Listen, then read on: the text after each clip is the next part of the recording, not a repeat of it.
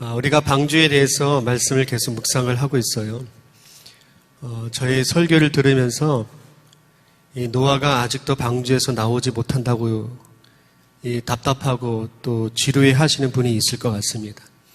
그래서 언제 방주에서 나오느냐 이걸 자꾸 물어요. 누가 묻냐면은 저랑 가장 가까이 있는 사람이.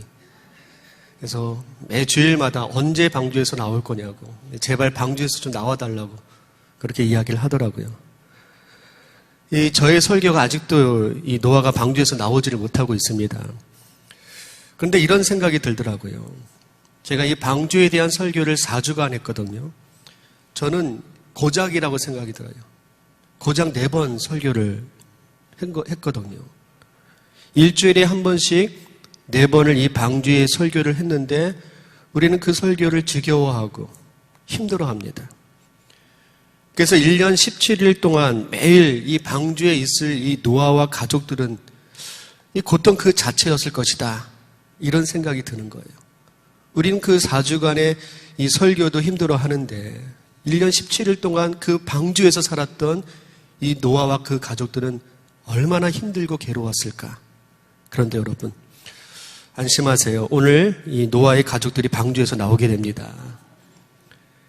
이 방주의 삶이 참 괴롭고 힘들고 고된 노역이 있는 삶이었지만 여러분, 이 방주의 삶도 언젠가는 끝이 있다라는 거예요. 언젠가는 나오게 되어 있는 겁니다. 여러분, 우리의 고통의 삶도 언젠가는 끝이 있게 되기를 축복합니다. 이 고난의 방주에서 하나님만 바라보면 이 노아의 가족처럼 우리도 안전하게 건강하게 여러분 나올 수 있게 되기를 주님의 이름으로 축복합니다.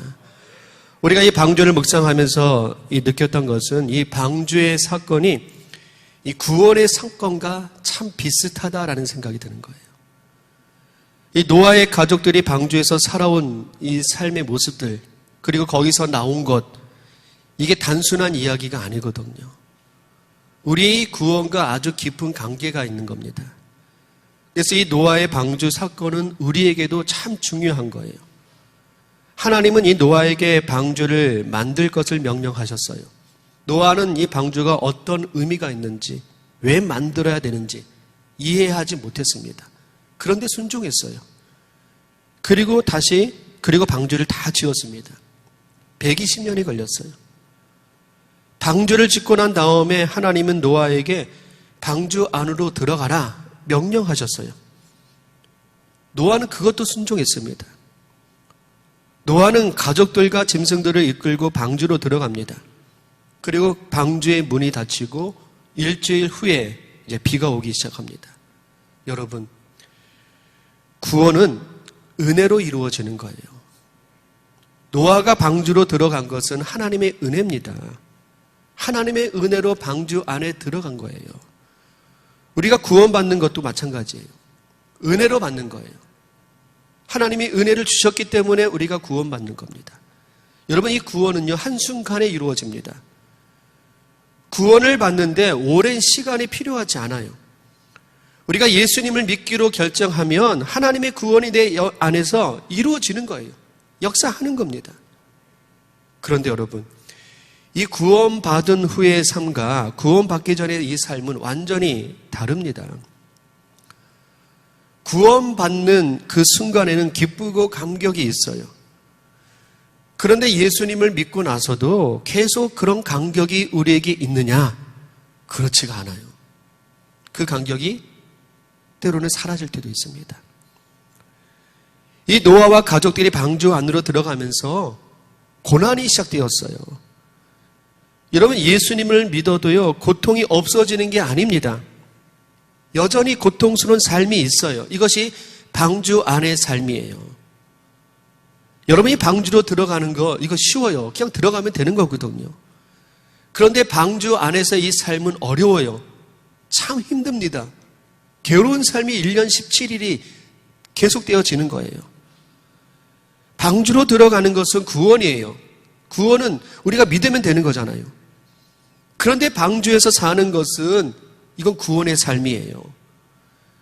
그런데 이 구원의 삶이 참 고통스러울 때가 있다는 이야기죠.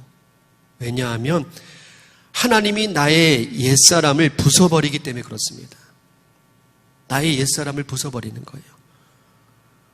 우리는 예수님을 믿지만 아직도 옛사람의 모습을 그대로 가지고 있어요.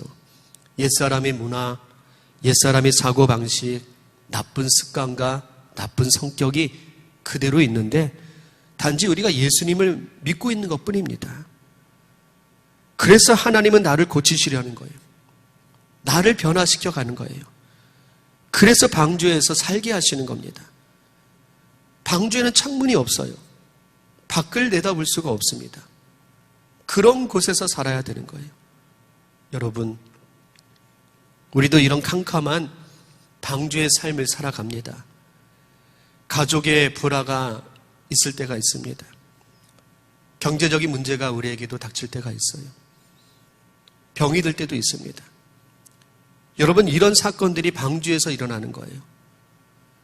그런데 방주에서 나올 때는 이 모든 사건들이 간증이 되기 때문에 하나님이 이 방주에서 이런 훈련의 시간들을 거치게 만드는 거예요. 여러분, 하나님은요, 이 구원의 완성을 위해서 우리에게 이런 구원의 과정들을 통과하게 하십니다. 훈련을 거치게 하시는 거예요. 구원의 완성은 방주에서 나오는 거거든요. 그래서 하나님은 우리를 사랑하시기 때문에 방주 안에 들어가라고 명령하신 거예요. 방주 안에 들어가지 않으면요, 다 죽어요. 홍수의 심판으로 다 죽었습니다. 노아와 가족들이 방주에 들어갔지만 이 방주에서 영원히 살라고 들어가게 하신 것이 아니에요. 방주와는 고통스럽지만 그 속에서 하나님을 바라보며 1년 동안 내 신앙을 성숙하게 훈련하는 과정이에요. 그리고 이런 과정이 끝나고 이제는 방주 밖으로 나오라고 명령을 하셨던 겁니다. 이 방주에서 1년 동안 하나님도 기다리셨지만 노아도 기다렸던 겁니다. 여러분, 신앙은 기다림이에요. 조급한 사람은요, 신앙생활 하기가 참 어려워요. 무엇이든지 한꺼번에 다 이루어지기를 바란다면 우린 기다리지 못하고 있는 겁니다. 여러분, 사람이 임신을 했어요. 그 다음 날에 출산하지 않잖아요. 10달을 기다려야 건강한 아이를 출산할 수 있는 겁니다. 마찬가지로 이 신앙은요, 성숙을 위한 기다림입니다. 우리가 예수님을 믿으며 살아가지만 우리에게도 삶의 고통이 있어요. 여러분, 이 세상은요, 방주와 같습니다. 이 세상은 광야의 40년 세월과 같은 거예요.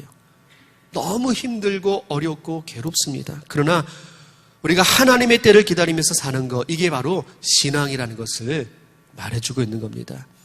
여러분, 하나님은요, 서두르지 않으세요. 하나님은 때를 기다리십니다. 여러분, 우리도 기다리는 지혜가 있길 바라요. 이것이 기다림의 신앙입니다. 때가 되면은 하나님이 나와라 이렇게 말씀하실 때가 있습니다.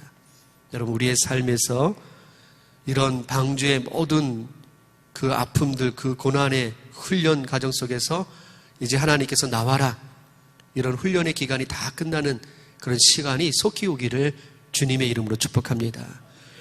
이 정말 귀한 것은요, 방주 안에서 아프다는 사건이나 죽었다는 사건이 없었어요. 하나님이 우리를 그렇게 보호하시는 거예요.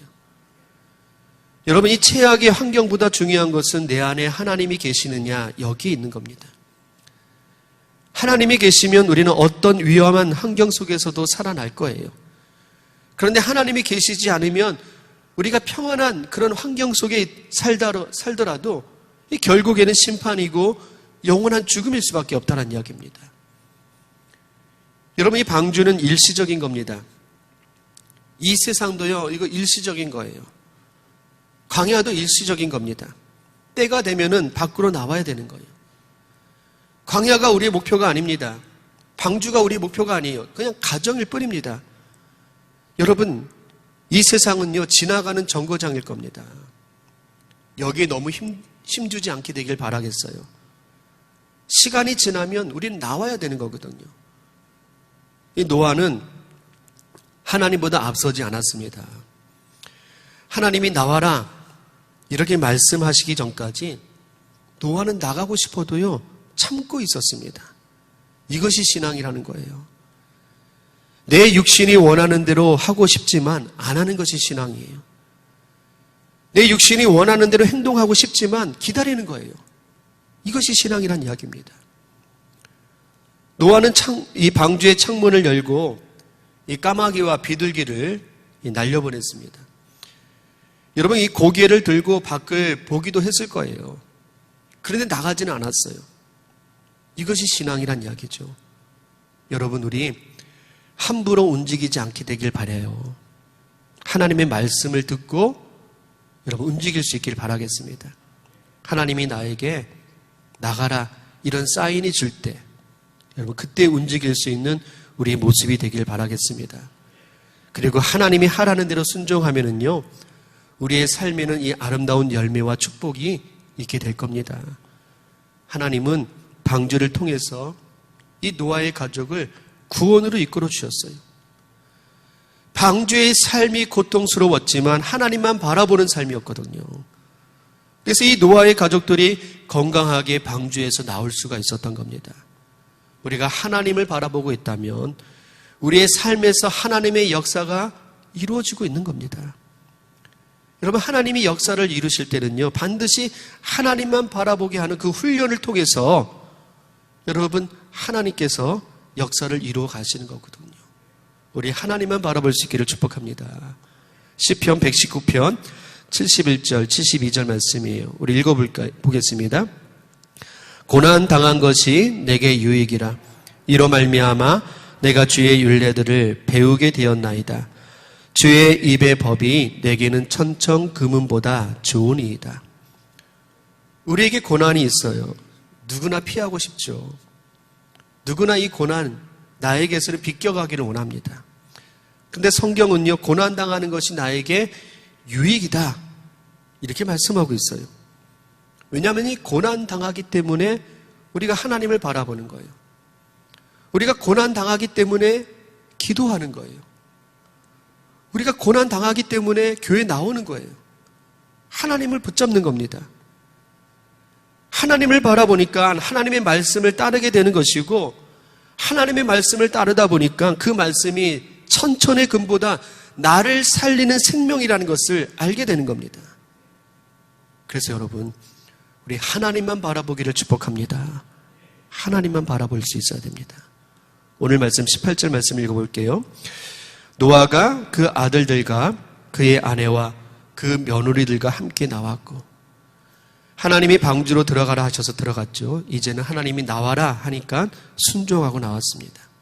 여러분, 방주는 나오기 위해서 들어가는 거예요. 방주가 우리의 마지막이 아니란 이야기입니다. 우리의 마지막은 하나님이에요. 방주에서 나와야 세상에서 하나님의 뜻을 이루는 겁니다. 그래서 들어가라 하실 때 들어가고 나오라 하실 때 나오는 것이 믿는 자의 헌신이란 이야기입니다. 이 노아의 나이 601살에 2월 27일에 방주에 들어갔어요. 그리고 사람들이 나오고 짐승들이 나오고 새들도 나왔습니다. 1년 17일 만에 나온 거죠. 여러분, 짐승들은 방주에서 나오면서 아마 신이 났을 거예요. 좁은 데에 갇혀 있다가 이 넓은 데로 나오니까 마음껏 뛰어다니면서 좋아했을 겁니다. 여러분, 사람도 마찬가지잖아요. 1년 만에 나온 겁니다. 그 좁은 공간에서 매일 짐승들을 먹이고 오물을 치우고 중노동을 하던 사람들이었습니다. 얼마나 힘들었겠습니까? 근데 그런 사람들이 나와서 제일 먼저 한 일이 있습니다. 무엇을 했느냐? 20절 말씀이에요. 읽어볼게요. 노아가 여호와께 제단을 쌓고 모든 정결한 짐승과 모든 정결한 새 중에서 제물을 취하여 번제로 제단에 드렸더니, 여러분, 노아가 이래서 위대한 겁니다. 1년 만에 나온 사람이 피곤한 육신을 먼저 돌보겠다고 휴식하는 게 아니에요. 자기 집을 먼저 만들고 자기 거처를 만들고 그게 아닙니다. 제일 먼저 하나님께 제단을 쌓아요. 예배를 드렸어요. 왜 제단을 쌓았느냐? 왜 노아가 예배를 드리고 있느냐? 방주에서 살아나온 것은 이게 노아의 능력이 아니라는 거예요. 방주에서 나온 것이 내 뜻을 이루기 위해서 나온 것이 아니란 이야기입니다. 노아는 이것을 알았던 거예요. 그래서 하나님께 제단을 쌓았던 겁니다. 방주에서 하나님만을 바라보았던 그런 살았던 노아의 삶이 이렇게 하나님에게 맞춰져 있는 삶이 되었던 겁니다. 여러분, 이 제단의 뜻은 잡는다, 죽인다, 희생시킨다, 이런 뜻이거든요. 제단에서 제물을 잡았어요. 근데 이 짐승을 잡는 것은 원래 나를 잡아야 되는데, 나를 죽여야 되는데, 나를 대신해서 제물을 바치는 거거든요. 그러니까 노아가 이 제단을 쌓고 번제를 드렸다는 것은 하나님 앞에서 자기를 죽인 거예요. 나를 죽인 겁니다.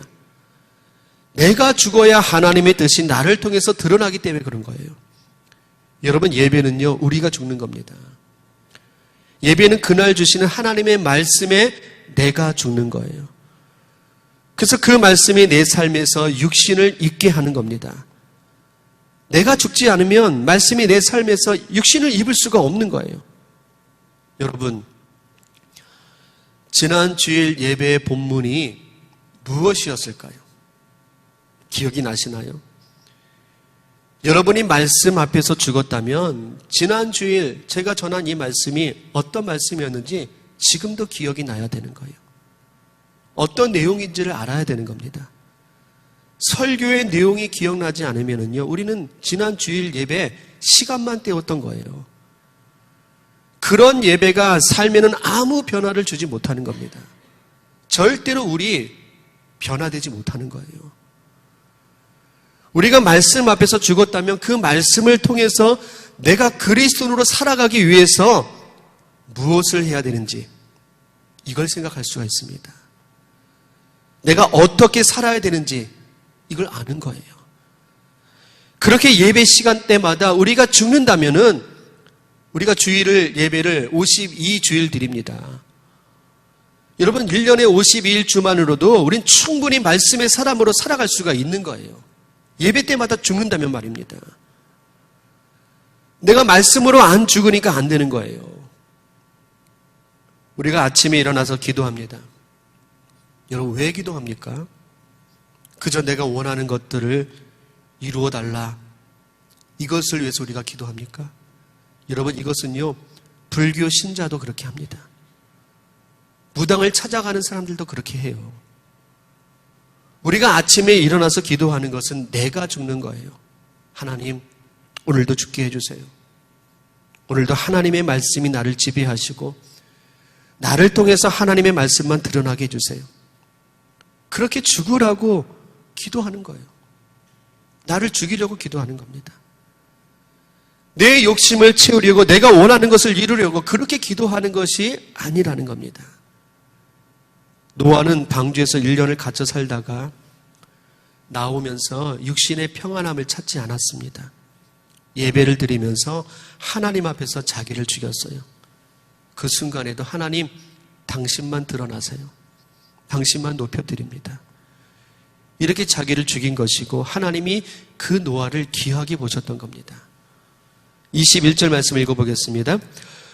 여호와께서 그 향기를 받으시고 그 중심에 이르시되 내가 다시는 사람으로 말미암아 땅을 저주하지 아니하리니 이는 사람의 마음이 계획하는 바가 어려서부터 악함이라.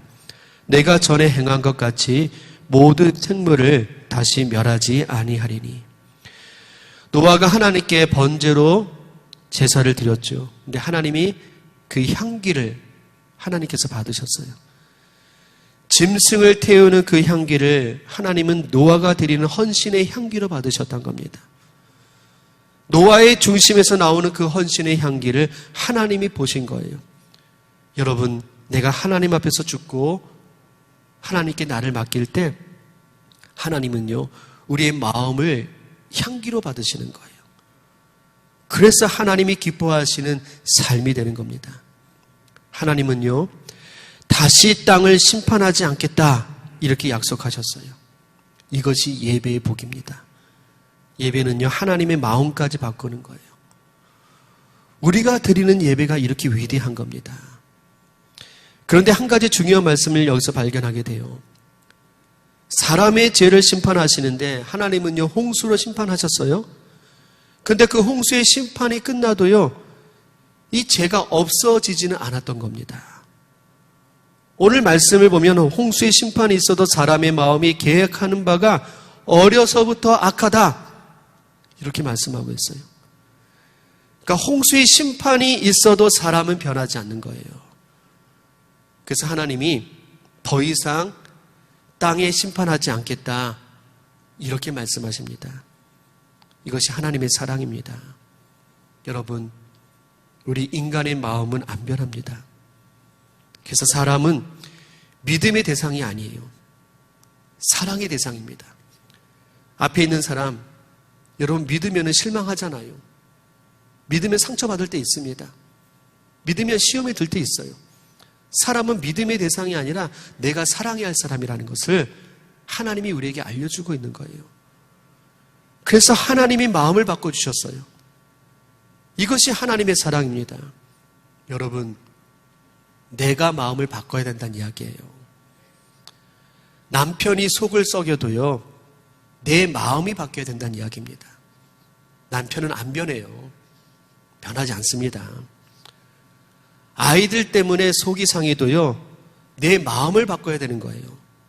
사람은 안 변합니다. 자녀들을 혼내고 야단친다고 해서 변화되는 게 아니에요. 그래서 사랑해야 변화되는 겁니다. 하나님도 마음을 바꾸시고 그리스도를 십자가에 주신 그 사랑으로 행하셨던 겁니다. 그리스도의 사랑이 사람을 바꿔주는 것이고 삶을 변화시켜주는 거예요. 여러분, 우리 안에 그리스도의 이 사랑이 가득할 수 있게 되길 축복합니다. 그리고 그 사랑 가지고 우리 사람들을 대할 수 있게 되길 바라겠어요. 사랑으로 대하는 거예요. 22절 말씀 읽어보겠습니다. 땅에 있을 동안에는 심음과 거둠과 추위와 더위와 여름과 겨울과 낮과 밤이 쉬지 아니하리라. 땅에 있을 동안, 이 말은 이 세상을 뜻하는 겁니다. 인간의 역사가 계속되는 동안에는 심음과 거둠과 추위와 더위와 여름과 겨울, 낮과 밤, 이게 중단되는 일이 없다라는 거예요. 여러분, 홍수가 있는 동안에는 심음과 거둠이 없었어요. 홍수가 있을 때는요, 낮과 밤을 구별하는데 이거 의미가 없었습니다. 시간과 계절의 구분이 의미가 없었던 거예요. 근데 앞으로 인간의 역사가 계속될 것이고 이 심음과 거둠, 계절의 변화, 시간의 구별, 이 모든 것이 있게 하시겠다라는 겁니다. 여러분, 이 말씀은요, 하나님이 역사를 주관하시겠다는 뜻이에요. 하나님이 역사를 주관하시겠다. 여러분, 이 땅에 수많은 전쟁이 일어나도요, 인간의 역사는 중단되지 않았어요.